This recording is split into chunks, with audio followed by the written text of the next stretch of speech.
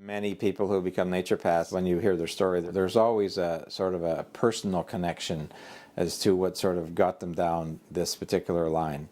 When I first met my wife when I was in dental school back in the early 1970s, she was just getting over mononucleosis. And so I was just sort of getting back into things.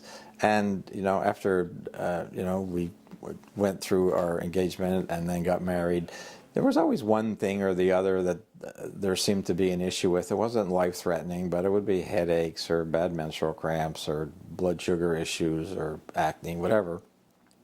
And so, you go to different physicians and try this, try that. There wasn't really much satisfaction in really getting to the root issue of what was going on. And then at one point, I through some friends, heard of a physician in Portland, Oregon, who did things a little bit differently. So I had the pleasure of just speaking with him. I called him on the phone, explained my wife's situation. And he said, well, I think we can help. So she, we were living in Canada at the time.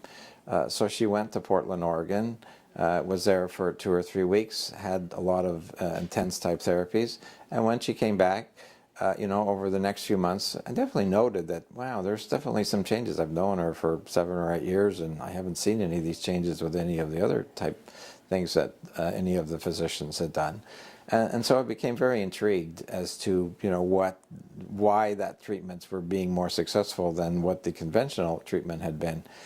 So I embarked on my own course of study, and so I became very intrigued, and so I would go to the library, and without really looking for any specific books, if it said health or wellness or something, I thought, I'll look through that book. So over the course of a number of months, I probably pulled 200 or 300 books out of the library, and I would scan them and say, oh, that's interesting, and scan another one. And they eventually ended up saying all the same thing. It's like, you need to look at what you eat, you need to sleep properly, you need to exercise, you need to move your body, et cetera, and whether it was Ayurvedic medicine or homeopathic medicine or naturopathic medicine, et cetera. So at that point, I then had more contact with this physician in Portland, Oregon.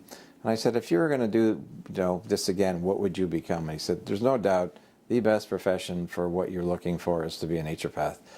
That put me on the line. I was still doing dentistry at the time. So, and over the course, for a number of reasons, dentistry was not becoming as popular for what I wanted to do, because I no longer believed in putting silver amalgams in people's teeth. It got me into some legal issues when I was sort of going against the will of the profession. So it allowed me to step out of that into this profession that I've now been doing for 31 years or so, over 30 years.